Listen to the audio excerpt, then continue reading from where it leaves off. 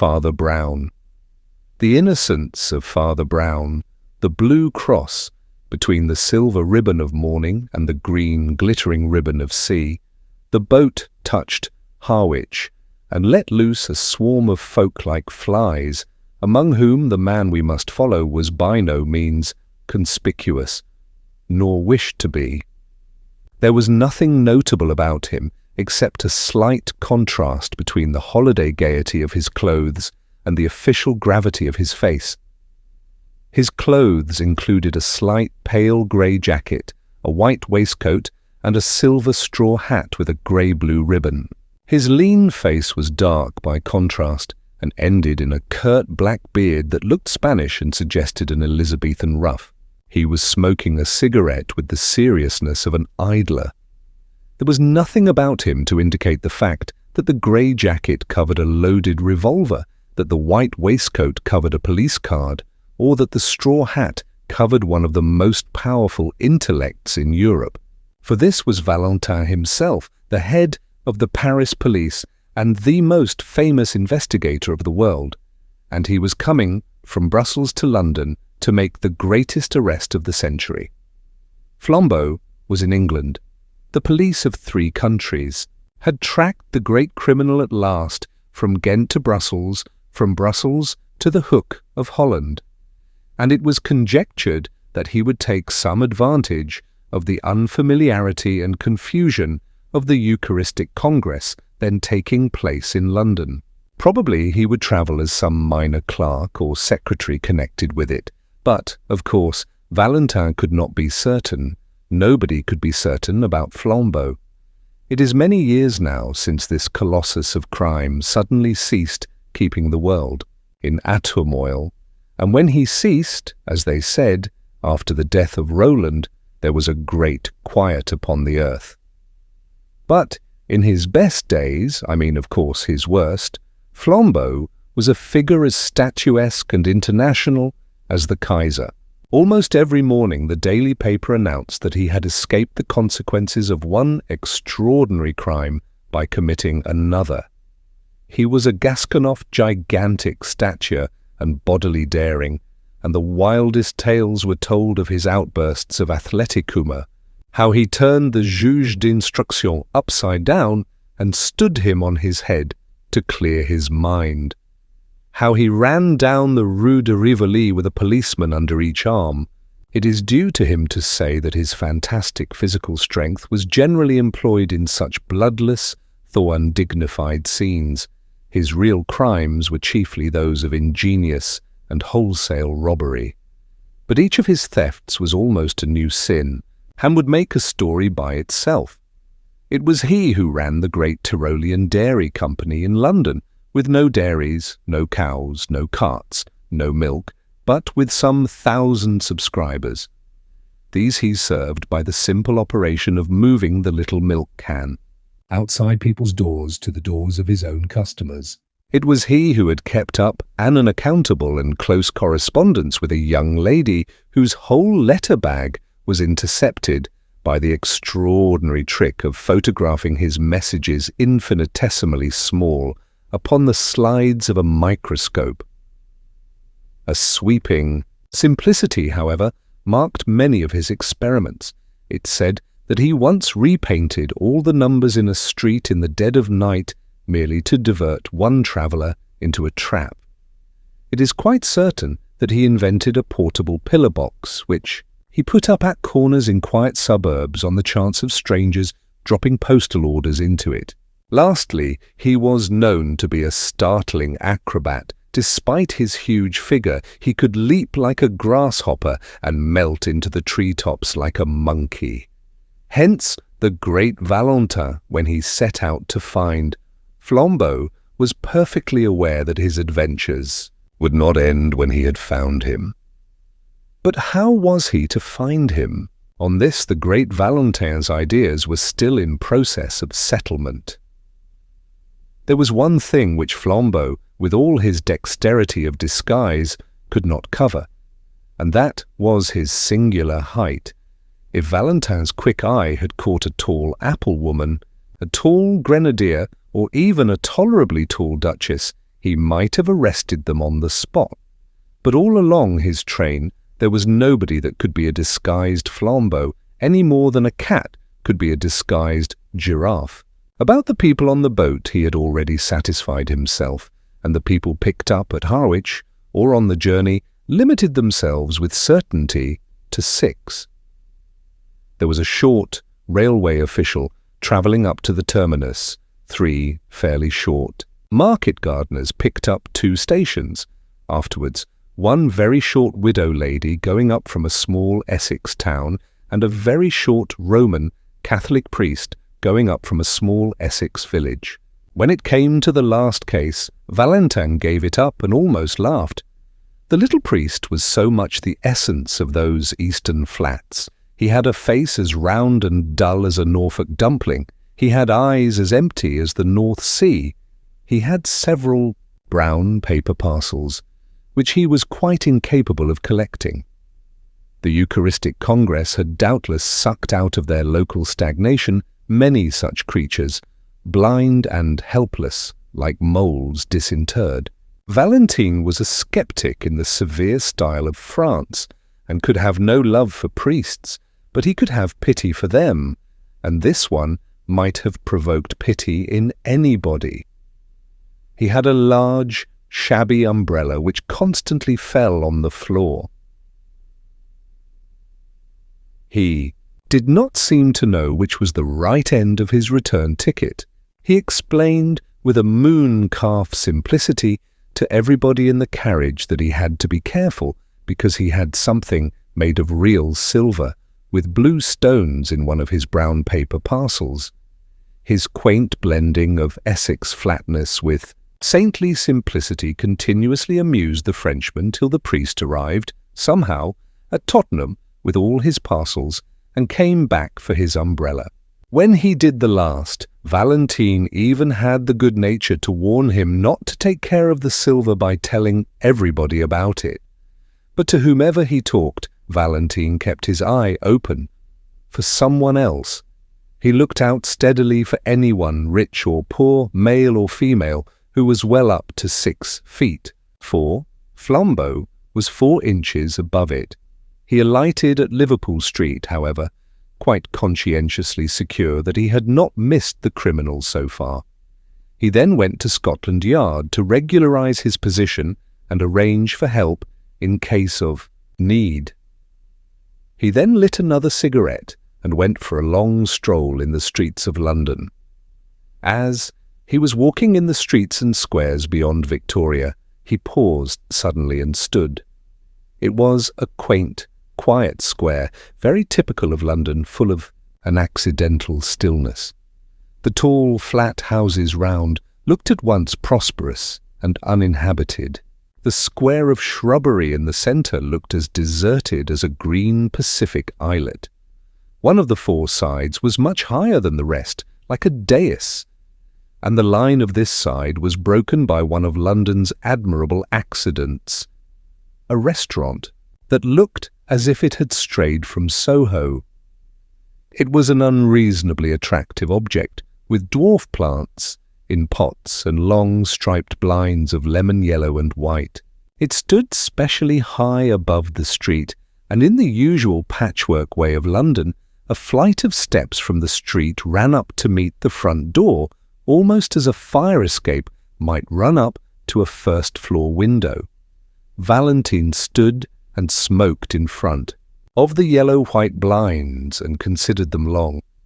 The most incredible thing about miracles is that they happen. A few clouds in heaven do come together into the staring shape of one human eye. A tree does stand up in the landscape of a doubtful journey in the exact and elaborate shape of a note of interrogation. I have seen both these things myself within the last few days. Nelson does die in the instant of victory, and a man named Williams does quite accidentally murder a man named Williamson. It sounds like a sort of infanticide. In short, there is in life an element of elfin coincidence which people reckoning on the prosaic may perpetually miss. As it has been well expressed in the paradox of Poe, wisdom should reckon on the unforeseen. Aristide Valentin was unfathomably French, and the French intelligence is intelligent specially and solely. He was not a thinking machine, for that is a brainless phrase of modern fatalism and materialism. A machine only is a machine because it cannot think. But he was a thinking man, and a plain man at the same time. All his wonderful successes that looked like conjuring had been gained by plodding logic, by clear and commonplace French thought. The French electrify the world not by starting any paradox. They electrify it by carrying out a truism. They carry a truism so far, as in the French Revolution. But exactly because Valentin understood reason, he understood the limits of reason. Only a man who knows nothing of motors talks of motoring without petrol. Only a man who knows nothing of reason talks of reasoning without strong, undisputed first principles. Here he had no strong first principles. Flambeau had been missed at Harwich, and if he was in London at all, he might be anything from a tall tramp on Wimbledon Common to a tall toastmaster at the Hotel Metropole. In such a naked state of nescience, Valentin had a view and a method of his own. In such cases he reckoned on the unforeseen. In such cases, when he could not follow the train of the reasonable, he coldly and carefully followed the train of the unreasonable. Instead of going to the right places, banks, police stations, rendezvous, he systematically went to the wrong places, knocked at every empty house, turned down every cul-de-sac, went up every lane blocked with rubbish, went round every crescent that led him uselessly out of the way. He defended this crazy course quite logically. He said that if one had a clue, this was the worst way, but if one had no clue at all, it was the best, because there was just the chance that any oddity that caught the eye of the pursuer might be the same that had caught the eye of the pursued. Somewhere a man must begin, and it had better be just where another man might stop. Something about that flight of steps up to the shop, something about the quietude and quaintness of the restaurant, roused all the detective's rare romantic fancy and made him resolve to strike at random. He went up the steps, and sitting down at a table by the window, asked for a cup of black coffee. It was halfway through the morning, and he had not breakfasted. The slight litter of other breakfasts stood about on the table to remind him of his hunger.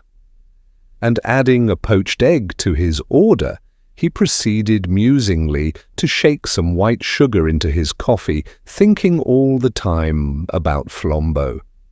He remembered how Flambeau had escaped once by a pair of nail scissors, and once by a house on fire, once by having to pay for an unstamped letter, and once by getting people to look through a telescope at a comet that might destroy the world.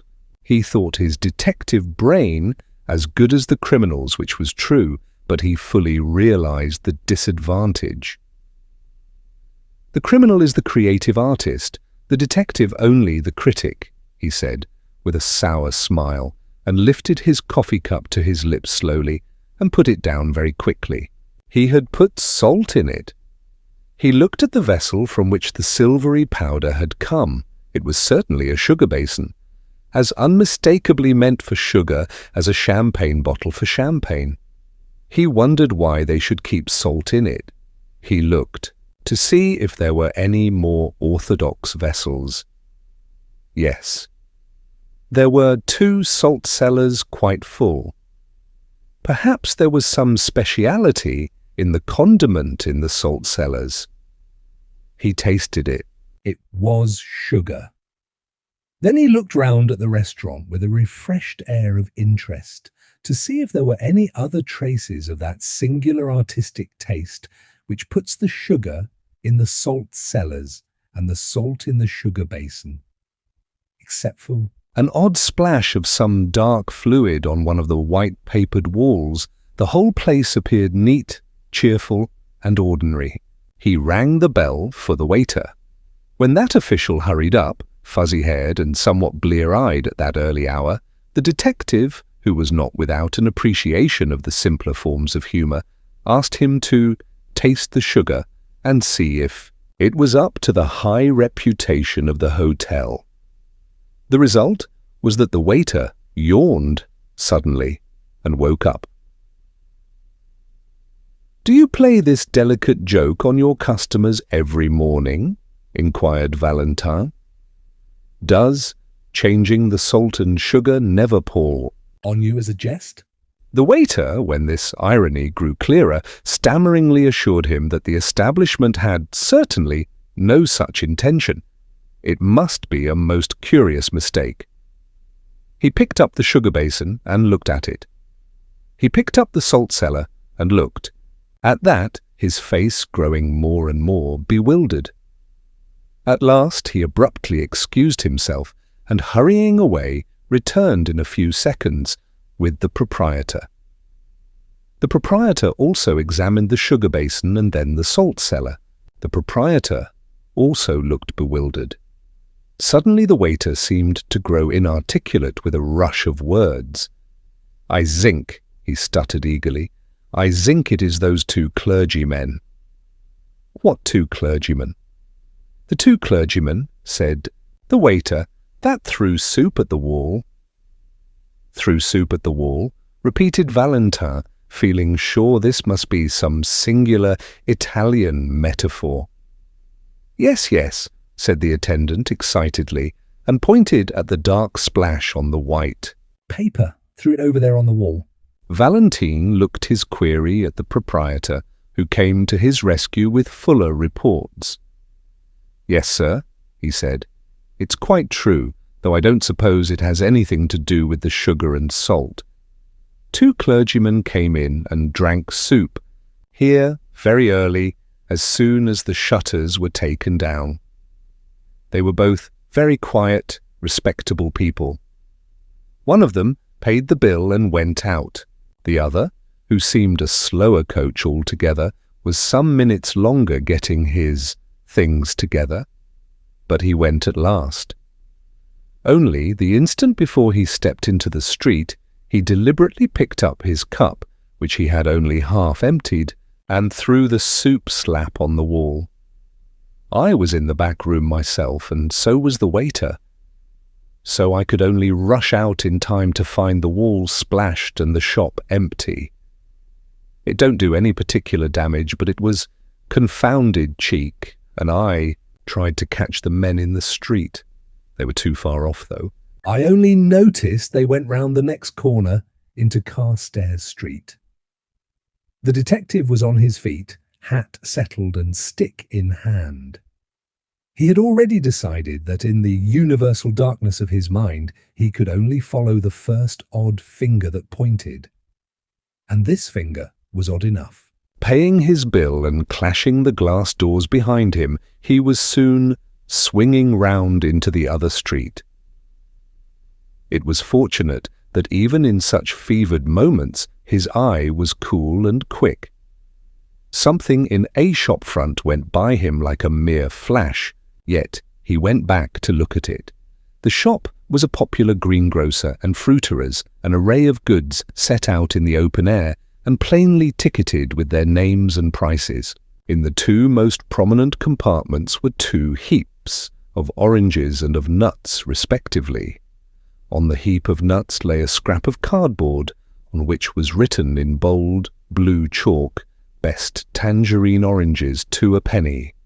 On the oranges was the equally clear and exact description, "Finest Brazil nuts, 40 ALB." Monsieur Valentin looked at these two placards and fancied he had met this highly subtle form of humour before, and that somewhat recently. He drew the attention of the red-faced fruiterer, who was looking rather sullenly up and down the street, to this inaccuracy in his advertisements. The fruiterer said nothing, but sharply put each card into its proper place. The detective, leaning, elegantly on his walking cane, continued to scrutinize the shop. At last he said, "Pray excuse my apparent irrelevance, my good sir, but I should like to ask you a question in experimental psychology and the association of ideas." The red-faced shopman regarded him with an eye of menace, but he continued, gaily swinging his cane. "Why," he pursued, "why are 2 tickets wrongly placed in a greengrocer's shop like a shovel hat that has come to London for a holiday?" Or, in case I do not make myself clear, what is the mystical association which connects the idea of nuts marked as oranges with the idea of 2 clergymen, one tall and the other short? The eyes of the tradesman stood out of his head like a snail's. He really seemed for an instant likely to fling himself upon the stranger. At last he stammered angrily, "I don't know what you have to do with it, but if you're one of their friends, you can tell 'em from me that I'll knock their silly heads off, parsons or no parsons, if they upset my apples again." "Indeed?" asked the detective with great sympathy. "Did they upset your apples?" "One of 'em did," said the heated shopman. "Rolled 'em all over the street. I'd have caught the fool but for having to pick 'em up." "Which way did these parsons go?" asked Valentine. "Up that second road on the left-hand side and then across the square," said the other promptly. "Thanks," replied Valentine, and vanished like a fairy. On the other side of the second square he found a policeman and said, "This is urgent, constable. Have you seen 2 clergymen in shovel hats?" The policeman began to chuckle heavily. "I have, sir, and if you asked me, one of 'em was drunk. He stood in the middle of the road that bewildered that." "Which way did they go?" snapped Valentine. "They took one of them yellow buses over there," answered the man. "Them that go to Hampstead." Valentine produced his official card and said very rapidly, "Call up 2 of your men to come with me in pursuit," and crossed the road with such contagious energy that the ponderous policeman was moved to almost agile obedience. In a minute and a half, the French detective was joined on the opposite pavement by an inspector and a man in plain clothes. "Well, sir," began the former with smiling importance, "and what may—" Valentine pointed suddenly with his cane. "I'll tell you on the top of that omnibus," he said, and was darting and dodging across the tangle of the traffic.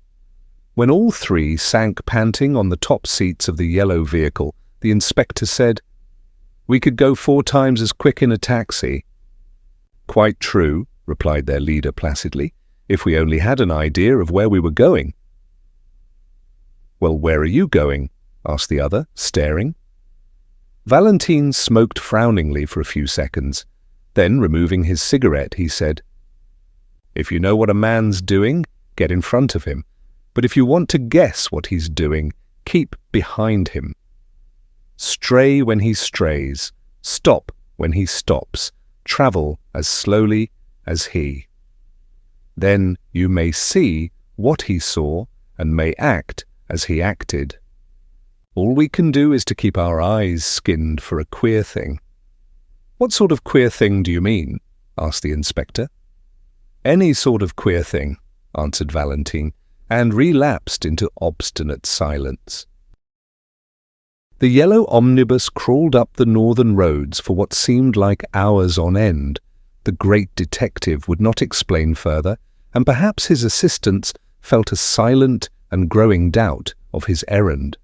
Perhaps also they felt a silent and growing desire for lunch, for the hours crept long, past the normal luncheon hour, and the long roads of the North London suburbs seemed to shoot out into length after length like an infernal telescope.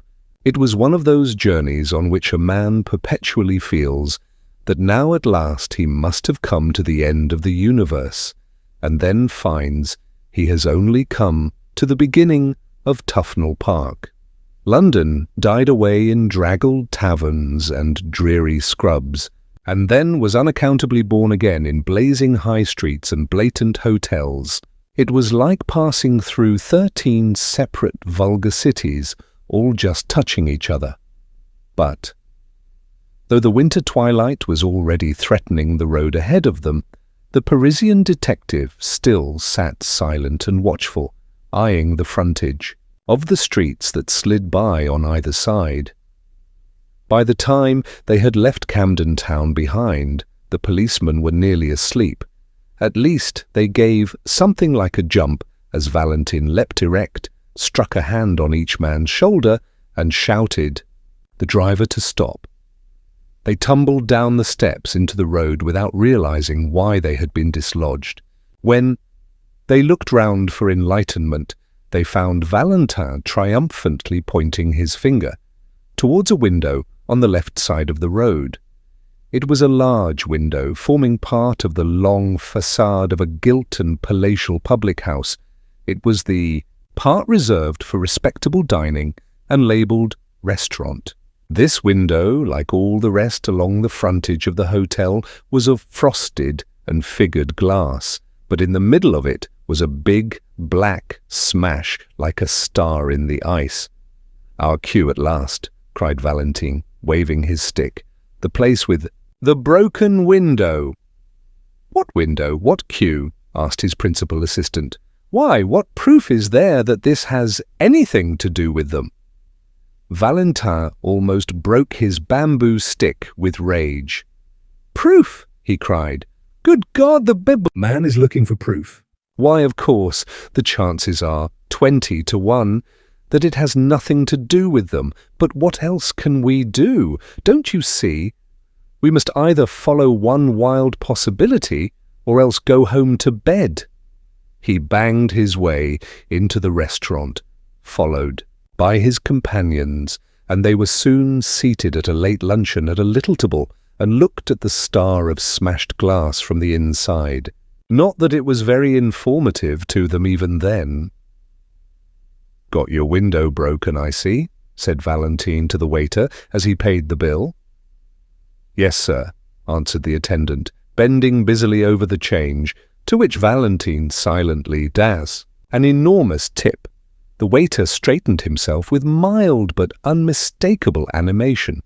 "Ah, yes, sir," he said. "Very odd thing, that, sir." "Indeed? Tell us about it," said the detective with careless curiosity. "Well, 2 gents in black came in," said the waiter. "2 of those foreign parsons that are running about. They had a cheap and quiet little lunch, and one of them paid for it and went out. The other was just going out to join him when I looked at my change again and found he'd paid me more than 3 times too much. 'Here,' I says to the chap, who was nearly out of the door, "but you've paid too much." "Oh," he says, "very cool now, have we?" "Yes," I says, and picks up the bill to show him. Well, that was a knockout. "What do you mean?" asked his interlocutor. Well, I'd have sworn on 7 Bibles that I'd put 4s on that bill, but now I saw I'd put 14s. "As plain as paint." "Well?" cried Valentin, moving slowly, but with burning eyes. "And then?" "The parson at the door," he says, all serene. "Sorry to confuse your accounts, but it'll pay for the window." "What window?" I says. "The one I'm going to break," he says, and smashed that blessed pane with his umbrella. All 3 inquirers made an exclamation, and the inspector said under his breath, "Are we after escaped lunatics?" The waiter went on with some relish for the ridiculous story. I was so knocked silly for a second I couldn't do anything. The man marched out of the place and joined his friend just round the corner. Then they went so quick up Bullock Street that I couldn't catch them, though I ran round the bars to do it. "Bullock Street," said the detective, and shot up that thoroughfare as quickly as the strange couple he pursued. Their journey now took them through bare brick ways like tunnels, streets with few lights and even with few windows, streets that seemed built out of the blank backs of everything and everywhere. Dusk was deepening, and it was not easy even for the London policeman to guess in what exact direction they were treading. The inspector, however, was pretty certain that they would eventually strike some part of Hampstead Heath. Abruptly, One bulging gas-lit window broke the blue twilight like a bull's-eye lantern, and Valentin stopped an instant before a little garish, sweet-stuff shop. After an instant's hesitation, he went in. He stood amid the gaudy colours of the confectionery with entire gravity and bought 13 chocolate cigars with a certain care. He was clearly preparing an opening, but he did not need one. An angular, elderly young woman in the shop had regarded his elegant appearance with a merely automatic inquiry. But when she saw the door behind him blocked with the blue uniform of the inspector, her eyes seemed to wake up. "Oh," she said, "if you've come about that parcel, I've sent it off already." "Parcel?" repeated Valentin, and it was his turn to look inquiring. "I mean the parcel the gentleman left. The clergyman gentleman." "For goodness sake," said Valentin, leaning forward with his first real confession of eagerness. "For heaven's sake, tell us what happened exactly." "Well," said the woman a little doubtfully, "the clergyman came in about half an hour ago and bought some peppermints and talked a bit, and then went off towards the heath. But a second after, one of them runs back into the shop and says, 'Have I left a parcel?' Well, I looked everywhere and couldn't see one, so he says, 'Never mind, but if it should turn up, please post it to this address.' And he left me the address and a shilling for my trouble. And sure enough, though I thought I'd looked everywhere, I found he'd left a brown paper parcel, so I posted it to the place he said. I can't remember the address now, it was somewhere in Westminster, but as the thing seemed so important, I thought perhaps the police had come about it." "So they have," said Valentin shortly. "Is Hampstead Heath near here?" "Straight on for 15 minutes, said the woman, "and you'll come right out on the open." Valentin sprang out of the shop and began to run. The other detectives followed him at a reluctant trot. The street they threaded was so narrow and shut in by shadows that when they came out unexpectedly into the void, common and vast sky, they were startled to find the evening still so light and clear. A perfect dome of peacock green sank into gold amid the blackening trees and the dark violet distances. The glowing green tint was just deep enough to pick out in points of crystal 1 or 2 stars. All that was left of the daylight lay in a golden glitter across the edge of Hampstead and that popular hollow which is called the Vale of Health. The holiday makers who roam this region had not wholly dispersed. A few couples sat shapelessly on benches, and here and there a distant girl still shrieked in one of the swings. The glory of heaven deepened and darkened around the sublime vulgarity of man. And standing on the slope and looking across the valley, Valentin beheld the thing which he sought. Among the black and breaking groups in that distance was one especially black, which did not break, a group of 2 figures clerically clad. Though they seemed as small as insects, Valentin could see that one of them was much smaller than the other. Though the other had a student's stoop and an inconspicuous manner, he could see that the man was well over 6 feet high. He shut his teeth and went forward, whirling his stick impatiently. By the time he had substantially diminished the distance and magnified the 2 black figures as in a vast microscope, he had perceived something else, something which startled him, and yet which he had somehow expected. Whoever was the tall priest, there could be no doubt about the identity of the short one. It was his friend of the Harwich train, the stumpy little cure of Essex, whom he had warned about, his brown paper parcels. Now, so far as this went, everything fitted in finely and, rationally enough, Valentin had learned, by his inquiries that morning, that a Father Brown from Essex was bringing up a silver cross with sapphires, a relic of considerable value, to show some of the foreign priests at the Congress. This, undoubtedly, was the silver, with blue stones, and Father Brown undoubtedly was the little greenhorn in the train. Now there was nothing wonderful about the fact that what Valentin had found out, Flambeau had also found out. Flambeau found out everything. Also, there was nothing wonderful in the fact that when Flambeau heard of a sapphire cross, he should try to steal it. That was the most natural thing in all natural history, and most certainly there was nothing wonderful about the fact that Flambeau should have it all his own way with such a silly sheep as the man with the umbrella and the parcels. He was the sort of man whom anybody could lead on a string to the North Pole. It was not surprising that an actor like Flambeau, dressed as another priest, could lead him to Hampstead Heath. So far the crime seemed clear enough, and while the detective pitied the priest for his helplessness, he almost despised Flambeau for condescending to so gullible a victim. But when Valentin thought of all that had happened in between, of all that had led him to his triumph, he racked his brains for the smallest rhyme or reason in it. What had the stealing of a blue and silver cross from a priest from Essex to do with chucking soup at wallpaper? What had it to do with calling nuts oranges, or with paying for windows first and breaking them afterwards? He had come to the end of his chase, yet somehow he had missed the middle of it. When he failed, which was seldom, he had usually grasped the clue, but nevertheless missed the criminal. Here he had grasped the criminal, but still he could not grasp the clue.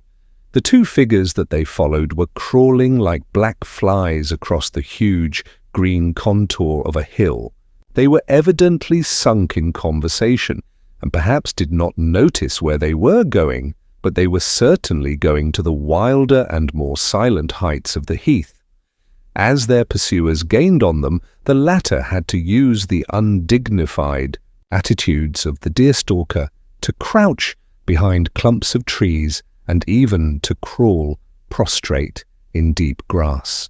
By these ungainly ingenuities the hunters even came close enough to the quarry to hear the murmur of the discussion, but no word could be distinguished except the word reason, recurring frequently in a high and almost childish voice.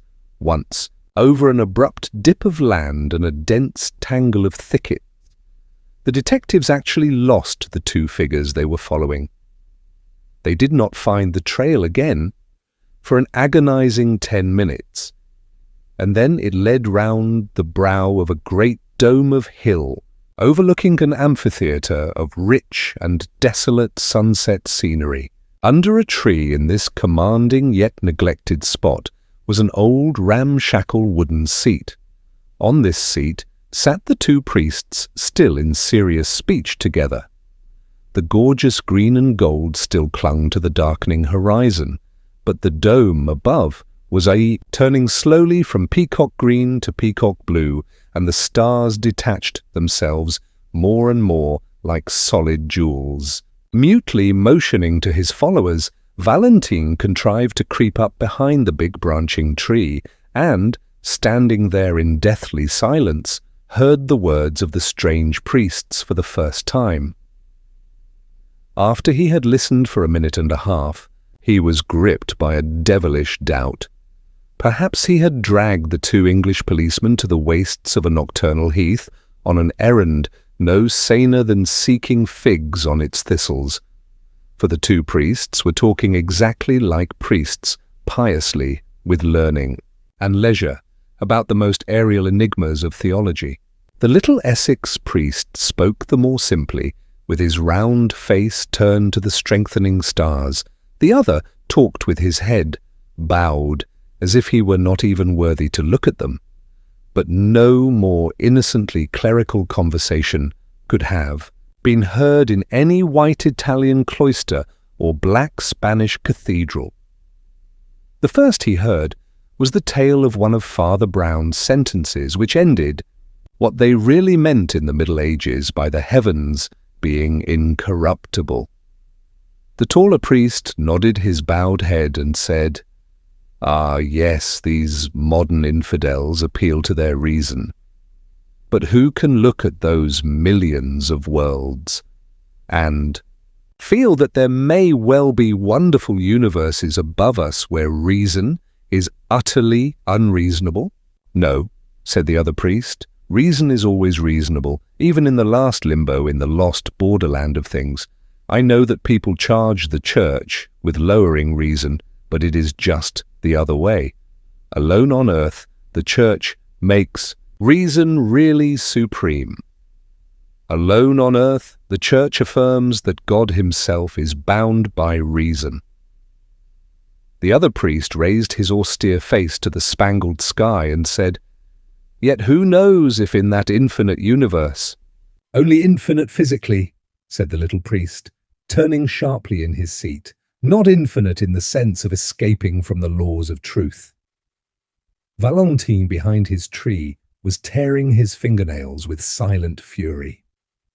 He seemed almost to hear the sniggers of the English detectives whom he had brought so far on a fantastic guess, only to listen to the metaphysical gossip of two mild old parsons. In his impatience, he lost the equally elaborate answer of the tall cleric, and when he listened again, it was again Father Brown who was speaking. Reason and justice grip the remotest and the loneliest star. Look at those stars. Don't they look as if they were single diamonds and sapphires? Well, you can imagine any mad botany or geology you please. Think of forests of adamant with leaves of brilliance. Think the moon is a blue moon, a single elephantine sapphire. But don't fancy that all that frantic astronomy would make the smallest difference to the reason and justice of conduct.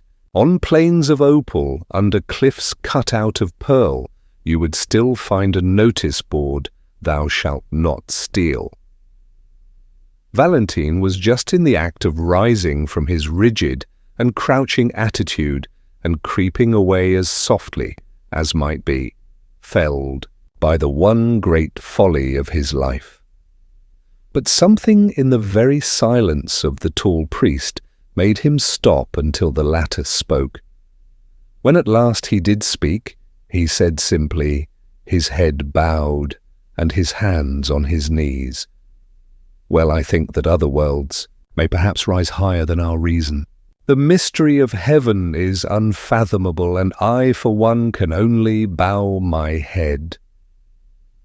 Then with brow yet bent, and without changing by the faintest shade his attitude or voice, he added, "Just hand over that sapphire cross of yours, will you? We're all alone here, and I could pull you to pieces like a straw doll." The utterly unaltered voice and attitude added a strange violence to that shocking change of speech. But the guarder of the relic only seemed to turn his head by the smallest section of the compass. He seemed still to have a somewhat foolish face turned to the stars. Perhaps he had not understood, or perhaps he had understood and sat rigid with terror. "Yes," said the tall priest in the same low voice and in the same still posture. "Yes, I am Flambeau." Then after a pause he said, "Come, will you give me that cross?" "No," said the other, and the monosyllable had an odd sound. Flambeau suddenly flung off all his pontifical pretensions. The great robber leaned back in his seat and laughed low but long. "No!" he cried. "You won't give it me, you proud prelate. You won't give it me, you little celibate simpleton. Shall I tell you why you won't give it me?" "Because I've got it already in my own breast pocket." The small man from Essex turned what seemed to be a dazed face in the dusk and said, with the timid eagerness of the private secretary, Are you sure?" Flambeau yelled, with delight. "Really? You're as good as a 3-act farce," he cried. "Yes, you turnip, I am quite sure. I had the sense to make a duplicate of the right parcel, And now, my friend, you've got the duplicate, and I've got the jewels." "An old dodge, Father Brown, a very old dodge." "Yes," said Father Brown, and passed his hand through his hair with the same strange vagueness of manner. "Yes, I've heard of it before."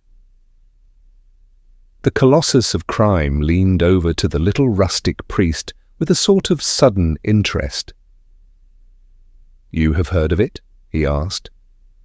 "Where have you heard of it?" "Well, I mustn't tell you his name, of course," said the little man simply. "He was a penitent, you know. He had lived prosperously for about 20 years entirely on duplicate brown paper parcels. And so, you see, when I began to suspect—" I thought of this poor chap's way of doing it at once." "Began to suspect me?" repeated the outlaw with increased intensity. "Did you really have the gumption to suspect me just because I brought you up to this bare part of the heath?"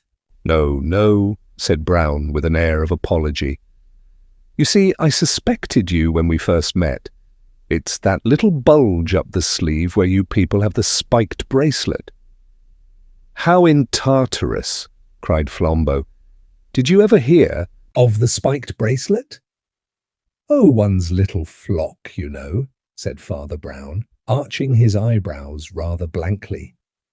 "When I was a curate in Hartlepool, there were 3 of them with spiked bracelets." "So, as I suspected you from the first, don't you see, I made sure that the cross should go safe anyhow. I'm afraid I watched you, you know. So at last I saw you change the parcels. Then, don't you see, I changed them back again. And then—" "I left the right one behind."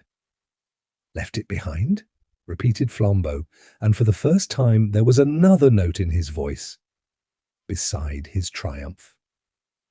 "Well, it was like this," said the little priest, speaking in the same unaffected way.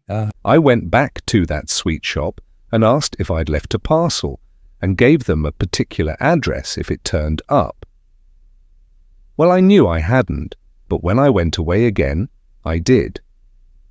So, instead of running after me with that valuable parcel, they have sent it flying to a friend of mine in Westminster."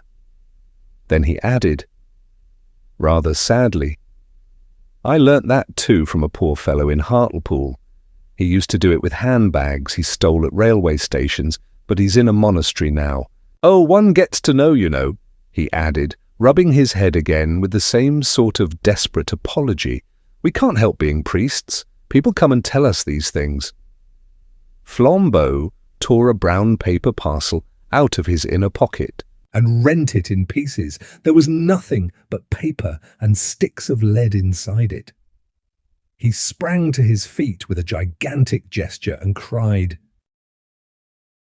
"I don't believe you. I don't believe a bumpkin like you could manage all that. I believe you've still got the stuff on you, and if you don't give it up, why, we're all alone, and I'll take it by force."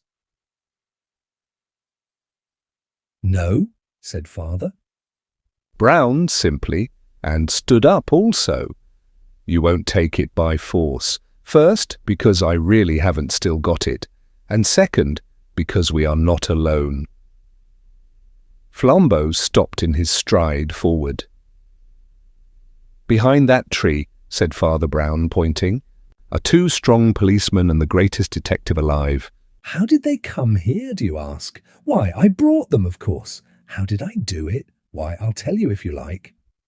Lord bless you, we have to know 20 such things when we work among the criminal classes. Well, I wasn't sure you were a thief, and it would never do to make a scandal against one of our own clergy. So I just tested you to see if anything would make you show yourself." "A man generally makes a small scene if he finds salt in his coffee. If he doesn't, he has some reason for keeping quiet. I changed the salt and sugar, and you kept quiet. A man generally objects if his bill is 3 times too big. If he pays it, he has some motive for passing unnoticed. I altered your bill and you paid it." The world seemed waiting for Flambeau to leap like a tiger, but he was held back as by a spell. He was stunned with the utmost curiosity.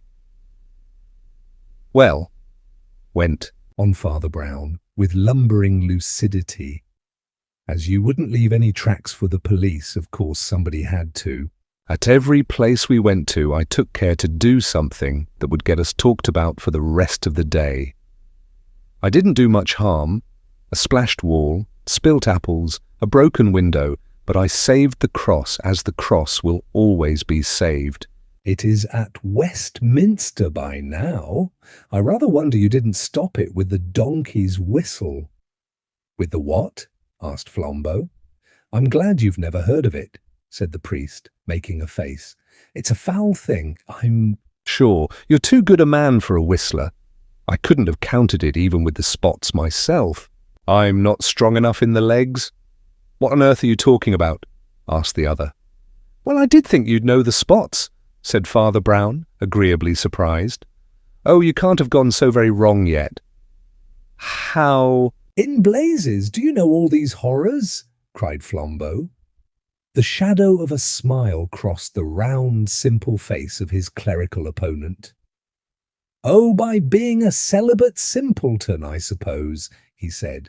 Has it never struck you that a man who does next to nothing but hear men's real sins is not likely to be wholly unaware of human evil? But, as a matter of fact, another part of my trade, too, made me sure you weren't a priest. What? Asked the thief, almost gaping. You attacked reason, said Father Brown. It's bad theology. And even as he turned away to collect his property, the 3 policemen came out from under the twilight trees. Flambeau was an artist and a sportsman. He stepped back and swept Valentin a great bow. Do not bow to me, mon ami, said Valentin, with silver clearness. Let us both bow to our master. And they both stood an instant uncovered, while the little Essex priest blinked about for his umbrella.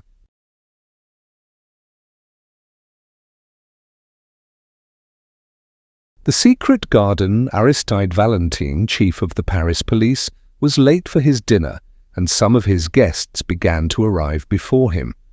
These were, however, reassured by his confidential servant Ivan, the old man with a scar and a face almost as grey as his moustaches, who always sat at a table in the entrance hall, a hall hung with weapons. Valentine's house was perhaps as peculiar and celebrated as its master. It was an old house with high walls and tall poplars, almost, overhanging the Seine, but the oddity, and perhaps the police value, of its architecture was this, that there was no ultimate exit at all except through this front door, which was guarded by Ivan and the armory. The garden was large and elaborate, and there were many exits from the house into the garden. But there was no exit from the garden into the world outside. All round it ran a tall, smooth, unscalable wall with special spikes at the top. No bad garden, perhaps, for a man to reflect in whom some 100 criminals had sworn to kill. As Ivan explained to the guests, their host had telephoned that he was detained for 10 minutes. He was, in truth, making some last arrangements about executions and such ugly things, and though these duties were rootedly repulsive to him, he always performed them with precision. Ruthless in the pursuit of criminals, he was very mild about their punishment. Since he had been supreme over French, and largely over European, policial methods, his great influence had been honourably used for the mitigation of sentences and the purification of prisons. He was one of the great humanitarian French freethinkers, and the only thing wrong with them is that they make mercy even colder than justice. When Valentine arrived, he was already dressed in black clothes and the red rosette, an elegant figure, his dark beard already streaked with grey. He went straight through his house to his study, which opened on the grounds behind.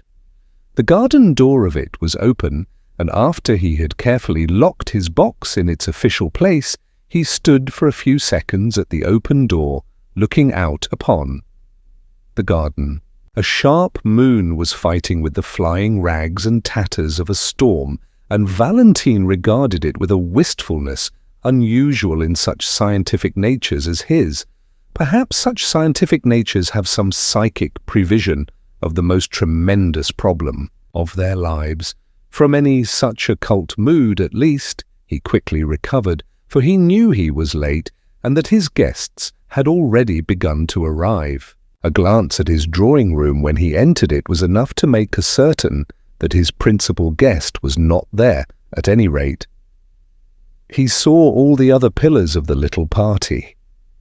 He saw Lord Galloway, the English ambassador, a choleric old man with a russet face like an apple, wearing the blue ribbon of the Garter. He saw Lady Galloway, slim and thread-like, with silver hair and a face sensitive and superior. He saw her daughter, Lady Margaret Graham, a pale and pretty girl with an elfish face and copper-coloured hair. He saw the Duchess of Mont Saint-Michel, black-eyed and opulent, and with her, her two daughters, black-eyed and opulent also. He saw Dr. Simon, a typical French scientist, with glasses, a pointed brown beard, and a forehead, barred with those parallel wrinkles which are the penalty of superciliousness, since they come through constantly elevating the eyebrows. He saw Father Brown of Cobhole in Essex, whom he had recently met in England. He saw, perhaps with more interest than any of these, a tall man in uniform who had bowed to the Galloways without receiving any very hearty acknowledgment, and who now advanced alone to pay his respects to his host. This was Commandant O'Brien of the French Foreign Legion. He was a slim yet somewhat swaggering figure, clean-shaven, dark-haired and blue-eyed, and, as seemed natural in an officer of that famous regiment of victorious failures and successful suicides, he had an air at once dashing and melancholy. He was by birth an Irish gentleman, and in boyhood had known the Galloways, especially Margaret Graham. He had left his country after some crash of debts, and now expressed his complete freedom from British etiquette by swinging about in uniform, sabre and spurs. When he bowed to the ambassador's family, Lord and Lady Galloway bent stiffly, and Lady Margaret looked away. But for whatever old causes such people might be interested in each other, their distinguished host was not specially interested in them. No one of them, at least, was in his eyes the guest of the evening. Valentine was expecting, for special reasons, a man of worldwide fame, whose friendship he had secured during some of his great detective tours and triumphs in the United States. He was expecting Julius K. Brain, that multimillionaire whose colossal and even crushing endowments of small religions have occasioned so much easy sport and easier solemnity for the American and English papers. Nobody could quite make out whether Mr. Brain was an atheist or a Mormon or a Christian Scientist, but he was ready to pour money into any intellectual vessel, so long as it was an untried vessel.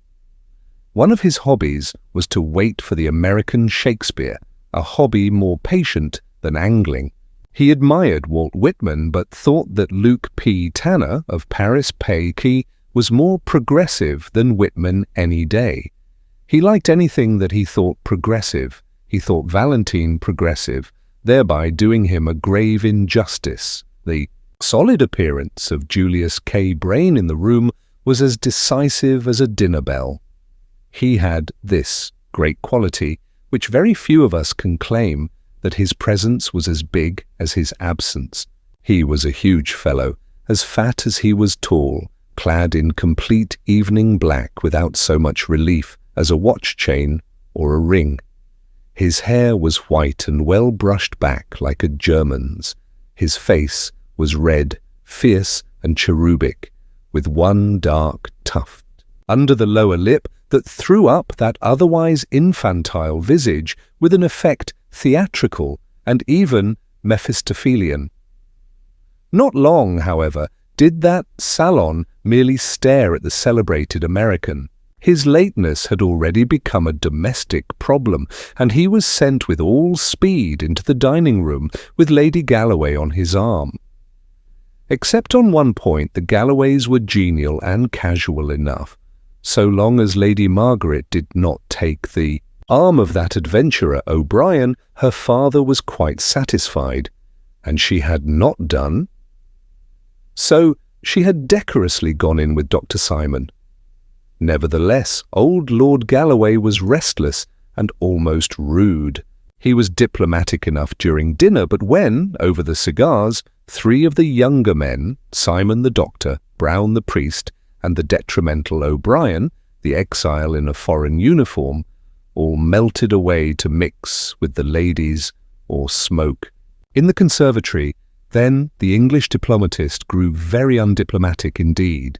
He was stung every 60 seconds with the thought that the scamp O'Brien might be signalling to Margaret somehow. He did not attempt to imagine how. He was left over the coffee with Brain, the hoary Yankee who believed in all religions, and Valentine, the grizzled Frenchman who believed in none. They could argue with each other, but neither could appeal to him. After a time, this progressive logomachy had reached a crisis of tedium. Lord Galloway got up also and sought the drawing-room. He lost his way in long passages for some 6 or 8 minutes, till he heard the high-pitched, didactic voice of the doctor, and then the dull voice of the priest, followed by general laughter. They also, he thought with a curse, were probably arguing about science and religion. But the instant he opened the salon door, he saw only one thing. He saw what was not there. He saw that Commandant O'Brien was absent, and that Lady Margaret was absent too. Rising impatiently from the drawing-room, as he had from the dining-room, he stamped along the passage once more. His notion of protecting his daughter from the Irish-Algerian ne'er-do-weel had become something central and even mad in his mind. As he went towards the back of the house, where was Valentine's study, he was surprised to meet his daughter, who swept past, with a white, scornful face, which was a second enigma. If she had been with O'Brien, where was O'Brien? If she had not been with O'Brien, where had she been? With a sort of senile and passionate suspicion, he groped his way to the dark back parts of the mansion, and eventually found a servant's entrance that opened on to the garden. The moon with her scimitar had now ripped up and rolled away all the storm rack. The argent light lit up all 4 corners of the garden. A tall figure in blue was striding across the lawn towards the study door. A glint of moonlit silver on his facings picked him out as Commandant O'Brien. He vanished through the French windows into the house, leaving Lord Galloway in an indescribable temper, at once virulent and vague. The blue and silver garden, like a scene in a theatre, seemed to taunt him with all that tyrannic tenderness against which his worldly authority was at war. The length and grace of the Irishman's stride enraged him as if he were a rival, instead of a father. The moonlight maddened him. He was trapped, as if by magic, into a garden of troubadours, a Watteau fairyland, and, willing to shake off such amorous imbecilities by speech, he stepped briskly after his enemy. As he did so, he tripped over some tree or stone in the grass, looked down at it first with irritation, and then a second time with curiosity. The next instant, the moon and the tall poplars looked at an unusual sight. An elderly English diplomatist running hard and crying or bellowing as he ran. His hoarse shouts brought a pale face to the study door, the beaming glasses and worried brow of Dr. Simon, who heard the nobleman's first clear words. Lord Galloway was crying, A corpse in the grass, a blood-stained corpse. O'Brien, at last, had gone utterly out of his mind. "We must tell Valentine at once," said the doctor, when the other had brokenly described all that he had dared to examine. "It is fortunate that he is here." And even as he spoke, the great detective entered, the study attracted by the cry. It was almost amusing to note his typical transformation. He had come with the common concern of a host and a gentleman, fearing that some guest or servant was ill. When he was told the gory fact, he turned with all his gravity instantly, bright and businesslike, for this, however abrupt and awful, was his business. "Strange, gentlemen," he said, as they hurried out into the garden, "that I should have hunted mysteries all over the earth, and now one comes and settles in my own backyard. But where is the place?" They crossed the lawn less easily as a slight mist had begun to rise from the river. But under the guidance of the shaken Galloway they found the body sunken in deep grass, the body of a very tall and broad-shouldered man. He lay face downwards, so they could only see that his big shoulders were clad in black cloth, and that his big head was bald except for a wisp or two of brown hair that clung to his skull like wet seaweed. A scarlet serpent of blood crawled from under his fallen face. "At least," said Simon, with a deep and singular intonation, "he is none of our party." "Examine him, doctor," cried Valentine rather sharply. "He may not be dead." The doctor bent down. "He's not quite cold, but I'm afraid he is dead enough," he answered. "Just help me to lift him up." They lifted him carefully, an inch from the ground, and all doubts as to his being really dead were settled at once and frightfully. The head fell away. It had been entirely sundered from the body. Whoever had cut his throat had managed to sever the neck as well. Even Valentine was slightly shocked. "He must have been as strong as a gorilla," he muttered. Not without a shiver, though he was used to anatomical abortions, Dr. Simon lifted the head.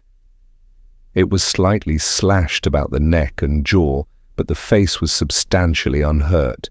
Was a ponderous yellow face at once sunken and swollen, with a hawk-like nose and heavy lids, a face of a wicked Roman emperor, with perhaps a distant touch of a Chinese emperor. All present seemed to look at it with the coldest eye of ignorance. Nothing else could be noted about the man, except that as they had lifted his body, they had seen underneath it the white gleam of a shirt front defaced with a red gleam of blood. As Dr. Simon said, the man had never been of their party, but he might very well have been trying to join it, for he had come dressed for such an occasion. Valentine went down on his hands and knees and examined with his closest professional attention the grass and ground for some 20 yards round the body, in which he was assisted less skilfully by the doctor and quite vaguely by the English lord. Nothing rewarded their grovellings except a few twigs snapped or chopped into very small lengths, which Valentine lifted for an instant's examination and then tossed away. "Twigs," he said gravely, "twigs and a total stranger with his head cut off. That is all there is on this lawn." There was an almost creepy stillness, and then the unnerved Galloway called out sharply, "Who's that? Who's that over there by the garden wall?" A small figure with a foolishly large head drew waveringly near them in the moonlit haze, looked for an instant like a goblin, but turned out to be the harmless little priest whom they had left in the drawing-room.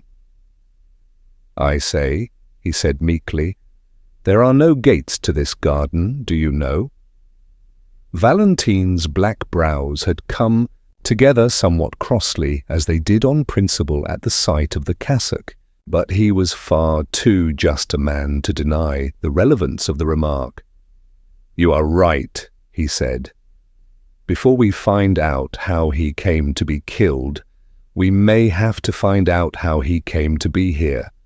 Now listen to me, gentlemen, if it can be done without prejudice to my position and duty, we shall all agree that certain distinguished names might well be kept out of this.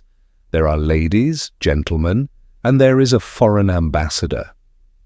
If we must mark it down as a crime, then it must be followed up as a crime. But till then I can use my own discretion. I am the head of the police. I am so public that I can afford to be private. Please heaven, I will clear every one of my own guests before I call in my men to look for anybody else. Gentlemen, upon your honour, you will none of you leave the house till tomorrow at noon. There are bedrooms for all. Simon, I think you know where to find my man Ivan. In the front hall. He is a confidential man. Tell him to leave another servant on guard and come to me at once.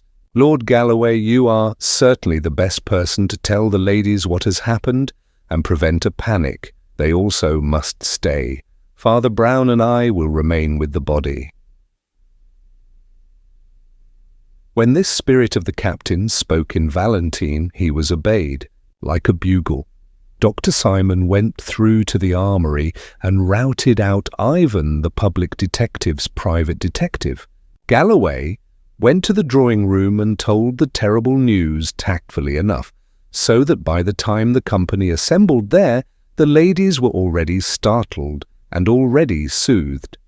Meanwhile the good priest and the good atheist stood at the head and foot of the dead man motionless in the moonlight, like symbolic statues of their two philosophies of death. Ivan, the confidential man with the scar and the moustaches, came out of the house like a cannonball and came racing across the lawn to Valentine like a dog to his master. His livid face was quite lively with the glow of this domestic detective story, and it was with almost unpleasant eagerness that he asked his master's permission to examine the remains. "Yes, look, if you like, Ivan," said Valentin, "but don't be long. We must go in and thrash this out in the house." Ivan lifted the head and then almost let it drop. "Why?" he gasped. No, it isn't. It can't be. Do you know this man, sir?" "No," said Valentine indifferently. "We'd better go inside." Between them they carried the corpse to a sofa in the study and then all made their way to the drawing-room. The detective sat down at a desk quietly and even without hesitation, but his eye was the iron eye of a judge at assize. He made a few rapid notes upon paper in front of him and then said shortly, "Is everybody here?" "Not Mr. Brain," said the Duchess of Mont-Saint-Michel, looking round. "No," said Lord Galloway, in a hoarse, harsh voice. "And not Mr. Neil O'Brien, I fancy. I saw that gentleman walking in the garden when the corpse was still warm." "Ivan," said the detective, "go and fetch Commandant O'Brien and Mr. Brain. Mr. Brain, I know, is finishing a cigar in the dining-room. Commandant O'Brien, I think, is walking up and down the conservatory. I am not sure." The faithful attendant flashed from the room, and before anyone could stir or speak, Valentine went on with the same soldierly swiftness of exposition. "Everyone here knows that a dead man has been found in the garden, his head cut clean from his body. Dr. Simon, you have examined it. Do you think that to cut a man's throat like that would need great force? Or perhaps only a very sharp knife?" "I should say that it could not be done with a knife at all," said the pale doctor. "Have you any thought," resumed Valentine, "of a tool with which it could be done?" "Speaking within modern probabilities, I really haven't," said the doctor, arching his painful brows. "It's not easy to hack a neck through even clumsily, and this was a very clean cut." It could be done with a battle axe or an old headsman's axe or an old two-handed sword. But, good heavens, cried the Duchess, almost in hysterics, there aren't any two-handed swords and battle axes round here. Valentine was still busy with the paper in front of him. "Tell me," he said, still writing rapidly, "could it have been done with a long French cavalry sabre?" A low knocking came at the door, which for some unreasonable reason curdled everyone's blood like the knocking in Macbeth. Amid that frozen silence, Dr. Simon managed to say, "A sabre? Yes, I suppose it could." "Thank you," said Valentine. "Come in, Ivan." The confidential Ivan opened the door and ushered in Commandant Neil O'Brien, whom he had found at last pacing the garden again. The Irish officer stood up, disordered and defiant on the threshold. "What do you want with me?" he cried. "Please." "Sit down," said Valentine in pleasant, level tones. "Why, you aren't wearing your sword. Where is it?" "I left it on the library table," said O'Brien, his brogue deepening in his disturbed mood. "It was a nuisance. It was getting—" "Even," said Valentine, "please go and get the Commandant's sword from the library." Then as the servant vanished, "Lord Galloway says he saw you leaving the garden just before he found the corpse." "What were you doing in the garden?" The Commandant flung himself recklessly into a chair. "Oh!" he cried in pure Irish, "admiring the moon, communing with nature, me boy!" A heavy silence sank and endured, and at the end of it came again that trivial and terrible knocking. Ivan reappeared, carrying an empty steel scabbard. "This is all I can find," he said. "Put it on the table," said Valentine, without looking up. There was an inhuman silence in the room, like that sea of inhuman silence round the dock of the condemned murderer. The Duchess's weak exclamations had long ago died away. Lord Galloway's swollen hatred was satisfied, and even sobered. The voice that came was quite unexpected. "I think I can tell you," cried Lady Margaret, in that clear, quivering voice with which a courageous woman speaks publicly. "I can tell you what Mr. O'Brien was doing in the garden, since he is bound to silence. He was asking me to marry him. I refused. I said in my family circumstances I could give him nothing but my respect. He was a little angry at that. He did not seem to think much of my respect. I wonder," she added with rather a wan smile, "if he will care at all for it now. For I offer it him now. I will swear anywhere that he never did a thing like this." Lord Galloway had edged up to his daughter and was intimidating her in what he imagined to be an undertone. "Hold your tongue, Maggie," he said in a thunderous whisper. "Why should you shield the fellow? Where's his sword? Where's his confounded cavalry?" He stopped because of the singular stare with which his daughter was regarding him, a look that was indeed a lurid magnet for the whole. "Group, you old fool," she said in a low voice without pretence of piety. "What do you suppose you are trying to prove? I tell you, this man was innocent while with me. But if he wasn't innocent, he was still with me. If he murdered a man in the garden who was it, who must have seen, who must at least have known. Do you hate Neil so much as to put your own daughter?" Lady Galloway screamed.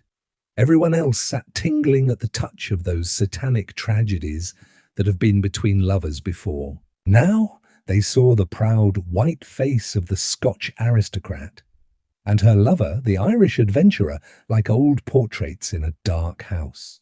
The long silence was full of formless historical memories of murdered husbands and poisonous paramours.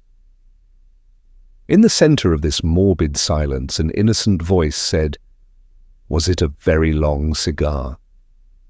The change of thought was so sharp that they had to look round to see who had spoken. "I mean," said little Father Brown from the corner of the room, "I mean that cigar Mr. Brain is finishing. It seems nearly as long as a walking stick." Despite the irrelevance, there was assent, as well as irritation in Valentine's face as he lifted his head. "Quite right," he remarked sharply. "Ivan, go and see about Mr. Brain again, and bring him here at once." The instant the factotum had closed the door, Valentine addressed the girl with an entirely new earnestness. "Lady Margaret," he said, "we all feel, I am sure, both gratitude and admiration for your act in rising above your lower dignity and explaining the Commandant's conduct, but there is a hiatus.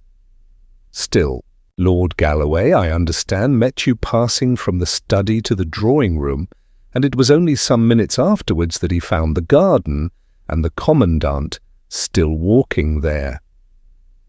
"You have to remember," replied Margaret with a faint irony in her voice, "that I had just refused him, so we should scarcely have come back arm in arm. He is a gentleman anyhow, and he loitered behind, and so got charged with murder."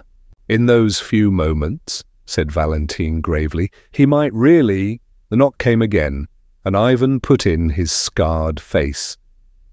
"Beg pardon, sir," he said, "but Mr. Brain has left the house." "Left!" cried Valentine, and rose, for the first time, to his feet. "Gone. Scooted. Evaporated," replied Ivan in humorous French. "His hat and coat are gone too. And I'll tell you something to cap it all.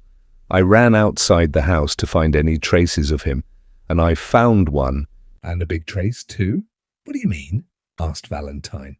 "I'll show you," said his servant, and reappeared with a flashing naked cavalry sabre, streaked with blood about the point and edge. Everyone in the room eyed it as if it were a thunderbolt, but the experienced Ivan went on quite quietly. "I found this," he said, "flung among the bushes 50 yards up the road to Paris. In other words, I found it just where your respectable Mr. Brain threw it when he ran away." There was again a silence, but of a new sort. Valentine took the sabre, examined it, reflected with unaffected concentration of thought, and then turned a respectful face to O'Brien. "Commandant," he said, "we trust you will always produce this weapon if it is wanted for police examination. Meanwhile," he added, slapping the steel back in the ringing scabbard, "let me return you your sword." At the military symbolism of the action, the audience could hardly refrain from applause. For Neil O'Brien, indeed, that gesture was the turning point of existence. By the time he was wandering in the mysterious garden again, in the colours of the morning, the tragic futility of his ordinary mien had fallen from him. He was a man with many reasons for happiness. Lord Galloway was a gentleman, and had offered him an apology.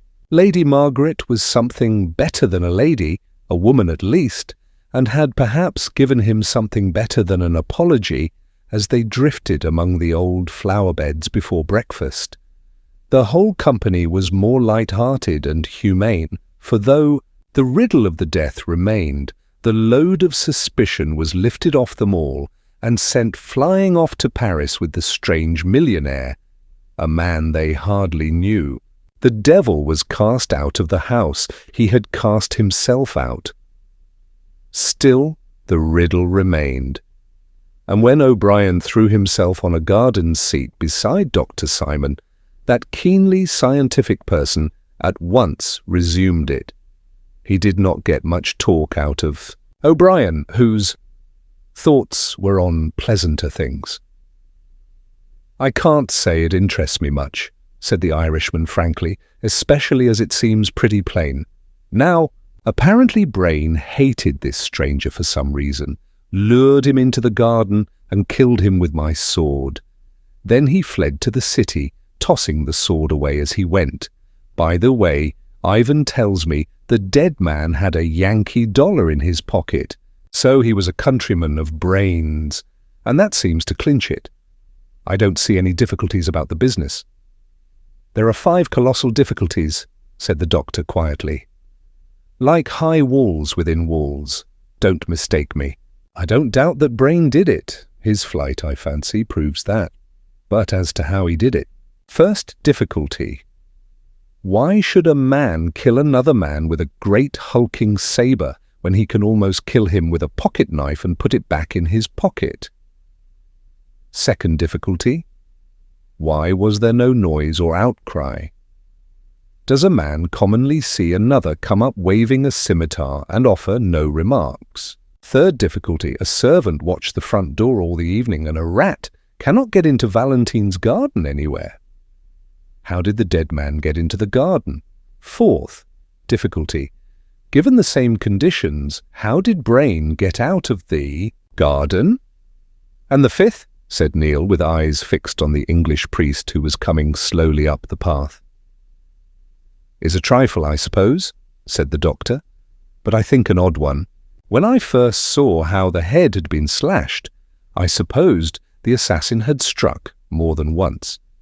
But on examination I found many cuts across the truncated section. In other words, they were struck after the head was off.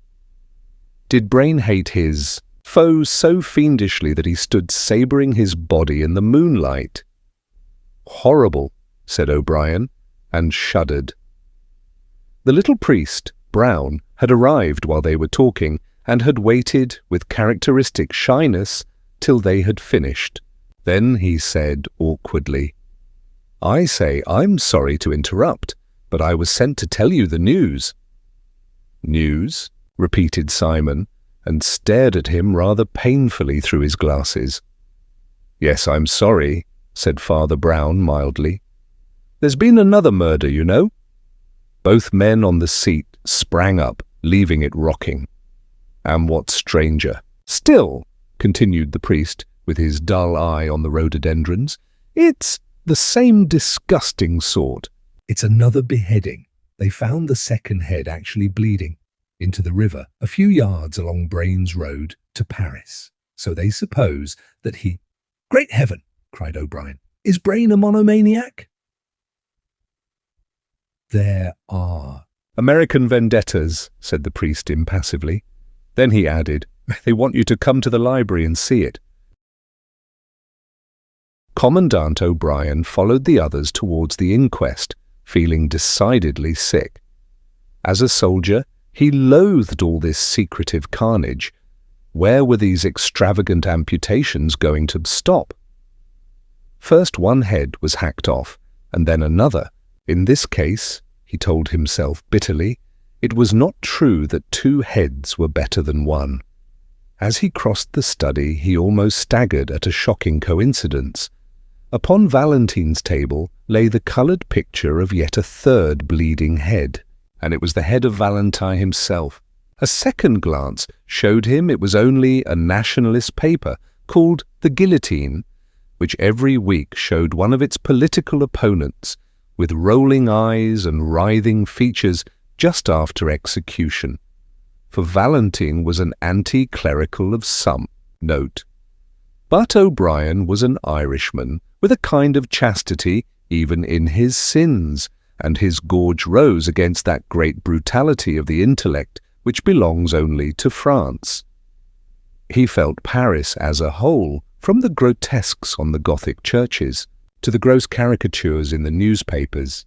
He remembered the gigantic jests of the Revolution. He saw the whole city as one ugly energy, from the sanguinary sketch lying on Valentine's table up to where, above a mountain and forest of gargoyles, the great devil grins on Notre Dame. The library was long, low, and dark. What light entered it shot from under low blinds and had, still, some of the ruddy tinge of morning. Valentine and his servant Ivan were waiting for them at the upper end of a long, slightly sloping desk, on which lay the mortal remains, looking enormous in the twilight. The big black figure and yellow face of the man found in the garden, confronted, them essentially unchanged. The second head, which had been fished from among the river reeds that morning, lay streaming and dripping beside it. Valentine's men were still seeking to recover the rest of this second corpse, which was supposed to be afloat. Father Brown, who did not seem to share O'Brien's sensibilities in the least, went up to the second head and examined it with his blinking care. It was little more than a mop of wet white hair, fringed with a silver fire in the red and level morning light. The face, which seemed of an ugly, empurpled and perhaps criminal type, had been much battered against trees or stones as it tossed in the water. "Good morning, Commandant O'Brien," said Valentine with quiet cordiality. "You have heard of Brain's last experiment in butchery, I suppose?" Father Brown was still bending over the head with white hair, and he said, without looking up, "I suppose it is quite certain that Brain cut off this head too." "Well, it seems common sense," said Valentine with his hands in his pockets. "Killed in the same way as the other, found within a few yards of the other, and sliced by the same weapon which we know he carried away." Yes, I know," replied Father Brown submissively. "Yet you know, I doubt whether Brain could have cut off this head." "Why not?" inquired Dr. Simon, with a rational stare. "Well, doctor," said the priest, looking up blinking, "can a man cut off his own head? I don't know." O'Brien felt an insane universe crashing about his ears. But the doctor sprang forward with impetuous practicality and pushed back the wet white hair. "Oh, there's no doubt it's Brain," said the priest quietly. "He had exactly that chip in the left ear." The detective, who had been regarding the priest with steady and glittering eyes, opened his clenched mouth and said sharply, "You seem to know a lot about him, Father Brown." "I do," said the little man simply. "I've been about with him for some weeks." He was thinking of joining our church. The star of the fanatic sprang into Valentine's eyes. He strode towards the priest with clenched hands. "And perhaps," he cried, with a blasting sneer, "perhaps he was also thinking of leaving all his money to your church." "Perhaps he was," said Brown stolidly. "It is possible." "In that case," cried Valentine with a dreadful height smile, "you may indeed know a great deal about him. About his life and about his—" Commandant O'Brien laid a hand on Valentine's arm. "Drop that slanderous rubbish, Valentine," he said, "or there may be more swords yet." But Valentine, under the steady, humble gaze of the priest, had already recovered himself.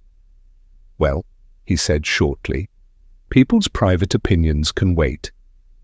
You gentlemen are still bound by your promise to stay. You must enforce it on yourselves." "And on each other. Even here will tell. You anything more you want to know? I must get to business and write to the authorities. We can't keep this quiet any longer. I shall be writing in my study if there is any more news." "Is there any—" "More news, Ivan?" asked Dr. Simon, as the chief of police strode out of the room. "Only one more thing, I think, sir," said Ivan, wrinkling up his grey old face. "But that's important too, in its way. There's that old buffer you found on the lawn," and he pointed without pretense of reverence at the big black body with the yellow head. "We've found out who he is, anyhow." "Indeed!" cried the astonished doctor. "And who is he?" "His name was Arnold Becker," said the under-detective, though he went by many aliases. "He was a wandering sort of scamp, and is—" known to have been in America, so that was where. Brain got his knife into him. We didn't have much to do with him ourselves, for he worked mostly in Germany. We've communicated, of course, with the German police, but oddly enough, there was a twin brother of his named Louis Becker, whom we had a great deal to do with. In fact, we found it necessary to guillotine him only yesterday. Well, it's a rum thing, gentlemen, but when I saw that fellow flat, On the lawn, I had the greatest jump of my life. If I hadn't seen Louis Becker guillotined with my own eyes, I'd have sworn it was Louis Becker lying there in the grass. then, of course, I remembered his twin brother in Germany and following up the clue. The explanatory Ivan stopped for the excellent reason that nobody was listening to him. The commandant and the doctor were both staring at Father Brown, who had sprung stiffly to his feet and was holding his temples tight like a man in sudden and violent pain. "Stop! Stop! Stop!" he cried. "Stop talking a minute, for I see half. Will God give me strength? Will my brain make the one jump and see all? Heaven help me. I used to be fairly good at thinking. I could paraphrase any page in Aquinas once. Will my head split? Or will it see? I see half. I only see half." He buried his head in his hands and stood in a sort of rigid torture of thought or prayer, while, the other three could only go on staring at this last prodigy of their wild 12 hours. When Father Brown's hands fell, they showed a face quite fresh and serious, like a child's. He heaved a huge sigh and said, "Let us get this said and done with as quickly as possible. Look, here, this will be the quickest way to convince you all of the truth." He turned to the doctor. "Dr. Simon," he said, "you have a strong headpiece, and I heard you this morning asking the 5 hardest questions about this business. Well, if you will ask them again, I will answer them."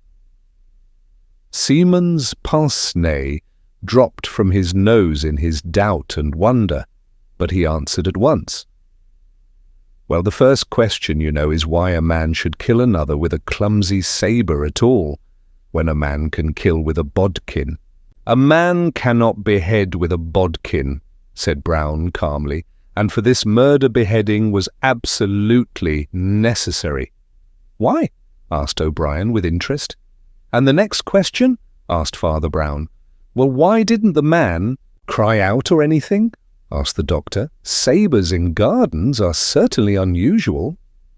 "Twigs," said the priest gloomily, and turned to the window, which looked on the scene of death. "No one saw the point of the twigs. Why should they lie on that lawn? Look at it, so far from any tree. They were not snapped off, they were chopped off. The murderer occupied his enemy with some tricks with the sabre, showing how he could cut a branch in mid-air, or what not. Then, while his enemy bent down to see the result, a silent slash, and the head fell. "Well," said the doctor slowly, "that seems plausible enough, but my next 2 questions will stump anyone." The priest still stood, looking critically out of the window, and waited. "You know how all the garden was sealed up like an airtight chamber," went on the doctor. "Well, how did the strange man get into the garden?" Without turning round, the little priest answered, "There never was any strange man in the garden." There was a silence, and then a sudden cackle of almost childish laughter relieved the strain. The absurdity of Brown's remark moved Ivan to open taunts. "Oh," he cried, "then we didn't lug a great fat corpse onto a sofa last night. He hadn't got into the garden, I suppose?" "Got into the garden?" repeated Brown reflectively. "No, not entirely.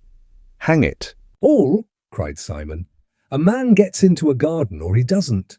"Not necessarily," said the priest, with a faint smile. "What is the next question, Doctor?" "I fancy you're ill," exclaimed Dr. Simon sharply. "But I'll ask the next question if you like. How did Brain get out of the garden? He didn't get out of the garden, said the priest. Still looking out of the window. Didn't get out of the garden, exploded Simon. Not completely, said Father Brown. Simon shook his fists in a frenzy of French logic. A man gets out of a garden or he doesn't, he cried. Not always, said Father Brown. Dr. Simon sprang to his feet impatiently. I have no time to spare on such senseless talk, he cried angrily. If you can't understand a man being on one side of a wall or the other, I won't trouble you further. Doctor, said the cleric very gently, we have always got on very pleasantly together. If only, for the sake of old friendship, stop and tell me your fifth question. The impatient Simon sank into a chair by the door and said briefly, the head and shoulders were cut about in a queer way. It seemed to be done after death. Yes, said the motionless priest. It was done so as to make you assume exactly the one simple falsehood that you did assume. It was done to make you take for granted that the head belonged to the body. The borderland of the brain, where all the monsters are made, moved horribly in the Gaelic O'Brien. He felt the chaotic presence of all the horsemen and fishwomen that man's unnatural fancy has begotten. A voice older than his first father's seemed saying in his ear, keep out of the monstrous garden where grows the tree with double fruit. Avoid the evil garden where died the man with two heads. Yet, while these shameful symbolic shapes passed across the ancient mirror of his Irish soul, his Frenchified intellect was quite alert and was watching the odd priest as closely and incredulously as all the rest. Father Brown had turned round, at last, and stood against the window with his face in dense shadow. But even in that shadow they could see it was pale as ashes. Nevertheless, he spoke quite sensibly, as if there were no Gaelic souls on earth. Gentlemen, he said, you did not find the strange body of Becker in the garden. You did not find any strange body in the garden. In face of Dr. Simon's rationalism, I still affirm that Becker was only partly present. Look here, pointing to the black bulk of the mysterious corpse. You never saw that man in your lives. Did you ever see this man? He rapidly rolled away the bald yellow head of the unknown and put in its place the white-maned head beside it. And there, complete, unified, unmistakable, lay Julius K. Brain. The murderer, went on Brown quietly, hacked off his enemy's head and flung the sword far over the wall, but he was too clever to fling the sword only. He flung the head over the wall also. Then he had only to clap on another head to the corpse, and, as he insisted on a private inquest, you all imagined a totally new man. Clap on another head, said O'Brien, staring.